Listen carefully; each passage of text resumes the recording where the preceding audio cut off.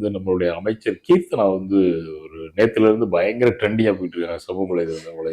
ஏன்னா அரசு பள்ளியில போய் ஆய்வு பண்றேன்னு பண்ணிட்டு அரசு பள்ளியில போய் ஒரு சின்ன குழந்தைகிட்ட போய் ஒரு சிறுமிகிட்ட போய் கேள்வி கேட்டிருக்காங்க. What is your father doing, உங்க அப்பா என்ன செஞ்சுட்டு இருக்காரு அப்படின்னு ஆங்கிலத்துல கேட்க அந்த பொண்ணு வந்து பதில் சொல்ல முடியாம இருக்க, உடனே லாஸ்ட் பெஞ்சான்னு இவங்க சொல்ல அதை வந்து அதுக்கப்புறம் பெரிய அங்க சர்ச்சை இருக்கக்கூடிய டீச்சர்ஸ் சொல்லலாம் அப்படின்னு ஒரு பெரிய சர்ச்சையா அங்க இருக்க டீச்சர்ஸ் என்ன இந்த மாதிரி வந்து குழந்தைகள் இப்படி வந்து படிக்கிறாங்க அப்படி, அதாவது புவர் ஸ்டடி அப்படின்ற மாதிரி அவங்க வந்து புவர் லேர்னிங் புவர் டீச்சிங்கிற மாதிரி அவங்க வந்து பதிவு பண்ணுங்க. அதை வச்சு செய்கிறாங்க சமூக வலைதளத்தில், ஃபேஸ்புக்கில் இருந்து இன்ஸ்டாகிராமில் இருந்து. அந்த அம்மா ஏற்கனவே ஆங்கிலத்தில் உரையாடினாங்கல்ல, அதெல்லாம் போட்டு அதில் இருக்கக்கூடிய டென்ஸ்லாம் அமைச்சர்னே உங்களுக்கு பேரே இது என்ன டென்ஸு, ப்ரெசன்ட் டென்ஸா, இது பாஸ்ட் டென்ஸா, நீங்கள் என்ன பேசுகிறீங்க, இஸ்ஸுக்கு பதிலாக இது ஆர் வரணும், நீங்கள் இஸ்ஸுன்னு சொல்லி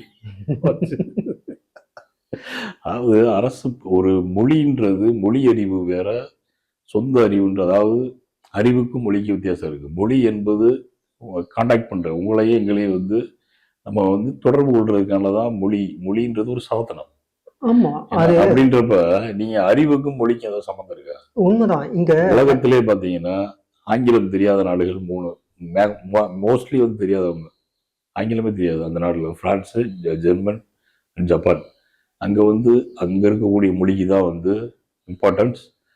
அவங்க வந்து ஆங்கிலமே வந்து சிலருக்கு வந்து தெரியவே தெரியாது. பல நாடுகள்ல அவங்களோட சொந்த மொழிகளை தான் எல்லா இடத்துலயும் பயன்படுத்துறாங்க. ஆமா, விண்வெளியில சீனா தனிப்பட்ட முறையில உலகத்திலேயே முதல் நாடு, ஒரே நாடு விண்வெளியில ஸ்பேஸ் ஸ்டேஷன் கட்டிட்டு இருக்காங்க. ஒரு சின்ன எழுத்து கூட ஆங்கிலம் கிடையாது, வேற லாங்குவேஜ் கிடையாது, அவங்களோட மேண்ட்ரின் மட்டும்தான், சைனீஸ் மட்டும்தான். இப்படி அவன் சொந்த மொழியை காப்பாத்துருக்கு அவ்வளவு பாடுபட்டு இருக்காங்க. இவங்க என்னன்னா இந்த அம்மா போய் அரசு பள்ளியில போய், அது அரசு பள்ளியில படிக்கக்கூடிய மாணவர்கள் நம்ம குறைச்சு மதிப்பிடல. அதுக்கு தானே அவங்க வந்து கீழ்த்தட்டுல இருந்து மேல்தட்டுல இருந்து வருவாங்க, நடுத்தட்டு எல்லா குழந்தைகளும் அங்க வந்து படிக்கக்கூடிய ஒரு. அதுக்கு தானே அவங்க ஒரு பதில் சொல்லியிருக்கிறாங்க, நானும் அரசு பள்ளியில இருந்து படிச்சவன் தான் அப்படின்னு சொல்லிட்டு அப்படியே சேர்த்து போட்டிருக்காங்க. அதான் அந்த அம்மா படிக்கிறப்ப இந்த மாதிரி ஒரு அமைச்சர் போய் கேள்வி கேட்கிறோம், வாட் இஸ் யுவர் நேம் அப்படின்னு கேட்டிருக்கணும். அப்ப அந்த அம்மா என்ன சொல்லியிருக்குன்றத நம்ம வந்து அன்னைக்கு காலகட்டத்துக்கு இதே மாதிரி வீடியோ எடுத்து போட்டிருந்தா அந்த அம்மாவுடைய வள்ளல் தெரிஞ்சிருக்கும். எனக்கு ஒரு இதுல ஒரு மொழியையும் ஒரு அறிவையும் வந்து கம்பேர் பண்ண தெரியாதவங்க எப்படி வந்து ஒரு அமைச்சர் தொடர்ந்து, இந்த அம்மா வந்து அமைச்சரவையில் இருக்காங்க, தொடர்ந்து பல்வேறு சர்ச்சைகளை வந்து ஈடுபட்டுக்கிட்டு தான் இருக்காங்க. அவங்களுடைய நடவடிக்கை தொழில்துறை அமைச்சர் வேற அந்த அம்மா. ஆரம்பத்துல என்ன பண்ணிச்சு அந்த அம்மா, இன்ஸ்டாகிராம்ல வந்து தொழில்துறைக்கு அழைப்பு கொடுக்குது. இந்த அம்மா வந்து இவ்வளவு வியூஸை காட்டிட்டு இவ்வளவு வியூஸ் பார்த்துட்டாங்க, அதனால வந்து எங்க தொழில் முதலீடுலாம் வந்து இன்னைக்கு கிட்டத்தட்ட தமிழ்நாட்டில் அந்த அம்மா வந்து இன்ஸ்டாகிராம்ல அந்த போஸ்டர் போட்டாலுமே ஒரு 100-150 நிறுவனம் வந்துருச்சு. இருக்கிறதெல்லாம் தூக்கி போய் ஆந்திராவுக்கு போயிட்டு இருக்காங்க. அப்படி போயிட்டு இருக்கு.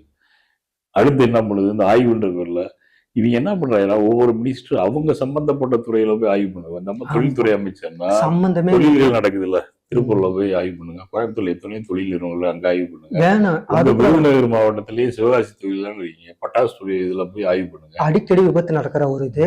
இப்ப கூட திருவள்ளூர்ல ஒரு அம்மோனியா வாயு கசிஞ்சு ஒரு மிகப்பெரிய விபத்தாகி அந்த அம்மோனியா வாயு மறுபடியும் கசிஞ்சதுன்னு சொல்லிட்டு மறுபடியும் ஒரு சிக்கல் வந்து அதை அணைக்கிற பணியில தீயணைப்புத்துறையினா ரொம்ப கஷ்டப்பட்டு அதை வந்து அணைச்சிட்டு இருந்தாங்க. அங்க ஒருத்தர் கூட போய் பார்க்கல. ஆமா, 18 பேர் கிட்டத்தட்ட நேற்று வரைக்கும் இறந்துருக்காங்க. அதுல தொழில்துறை அமைச்சர் தான் போய் பார்க்கணும். இப்படி ஒவ்வொரு அமைச்சரும் சம்பந்தப்பட்ட துறையை பார்க்கறது கிடையாது. சம்பந்தமே எல்லாம் போய் ஹாஸ்பிட்டல் போய் ஆய்வு பண்றது, இந்த மாதிரி பண்ணிட்டு இருந்தா என்னையாவது ஒரு ஒரு குழந்தைங்களுடைய மனநிலை இந்த அளவுக்கு இருக்கும். ஒரு அரசு பள்ளியில படிக்கக்கூடிய குழந்தைய இந்த மாதிரி நீங்க வந்து லாஸ்ட் பெஞ்சில் படிக்கணும், என்ன அவன அறிவு இல்லதானா? எனக்கு சின்னதா ஒரு அட்வைஸ் ஒருத்தர் கேட்டாரு, சட்டப்பேரவையில வந்து லாஸ்ட் பெஞ்சில் உட்காந்துருக்க எம்எல்ஏக்களுக்கு அறிவு இருக்குதா? கரெக்ட், சொல்லுங்க பாப்போம்.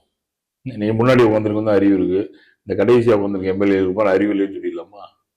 இது என்ன ஒரு பெஞ்ச்? இப்ப லாஸ்ட் பெஞ்சில் வந்து இல்லைன்னு வச்சுங்க, லாஸ்ட் பெஞ்சில் யாருமே மாணவர்கள் உட்காரல, அந்த மாணவர்கள் நீங்க எங்க உட்காருப்பீங்க?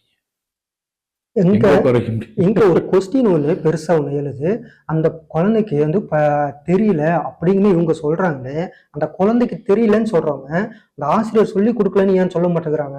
ஒருவேளை சொல்லிக் கொடுக்கணும்னு ஆசிரியர் மேல சொல்லி இவ்வளவு நாளா ஏன் சொல்லி தரல அப்படின்னு ஒரு கேள்வி எழுப்பலாம்.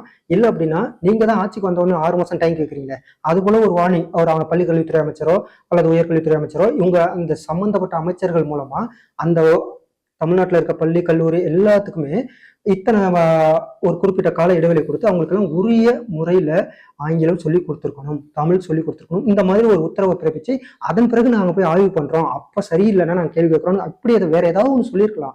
ஆனா அதை விட்டுட்டு இந்த லாஸ்ட் பெஞ்ச் அப்படிங்கிற ஒரு வார்த்தை ஒருத்தர் மட்டும் இல்லை, ஏற்கனவே படிச்சவங்களுக்கும் பல பேருக்கு வந்து அது வந்து குத்துது. இப்போ படிச்சுட்டு இருக்கிற குழந்தைங்களுக்கும் பல பேருக்கு அது வந்து ரொம்ப டீக்ரேட் பண்ற மாதிரியே இருக்குது அவங்க பேசுனது. அதாவது அந்த அம்மா பேசுனது, நீங்க தமிழ்ல வந்து ஒரு திருக்குறளை கேளுங்க. ஆமா, திருக்குறள் 1330 குறள் இருக்கா, உங்களுக்கு தெரிஞ்ச குறளை சொல்லுப்பான்னு சொல்லுங்க. அந்த மாதிரி நம்ம தமிழ்ல இருக்கக்கூடிய எவ்வளவோ விஷயங்கள் தமிழ் மொழியில கேள்வி கேட்டா, ஏன் தமிழ் மொழியில படிச்சவங்க எல்லாம் வந்து உலகத்துல மிகப்பெரிய இடத்துல இல்லையா? இதுலயே ஒரு இது அமைச்சர், முதலமைச்சருடைய நண்பர், ஒரு முக்கியமான ஒரு அமைச்சர், அவர் ஆங்கிலத்து ஊடகத்துக்கு பேசின ஒரு பேட்டியை கூட பார்த்துருக்கலாம். நிறைய பேர் கழுவி ஊத்திட்டு இருந்தாங்க. ஒரு அமைச்சரா இருக்கிறவருக்கே ஆங்கிலம் எப்படி பேசுறாரு அப்படின்னு சொல்லிட்டு கழுவி ஊத்துறாங்க. இப்ப இருக்க இந்த மேடமே வந்து பாத்தீங்கன்னா, அவங்க ஒரு மேடையில பேசுனது, அவங்க வந்து அதுக்கப்புறம் வந்து ஒரு நிகழ்ச்சியில பேசுனதெல்லாம் போட்டு வச்சு கிளியிலையும் கிளிக்கிறாங்க. அந்த அம்மாவுக்கு வந்து இங்கிலீஷ்ல வந்து ஒரு சென்டென்ஸே ஃபார்மேஷன் தெரியல, எங்க டென்ஸ் வருமோ அது சரியா வரமாட்டேங்குது, எங்க வந்து வொக்காபுலரி வருமோ அங்க வரமாட்டேங்குது, புட்டு வச்சுட்டாங்க. இது நமக்கு தேவையா? இந்த அசிங்கம் நமக்கு தேவையான வடிவேல் மேலதான் கேள்வி.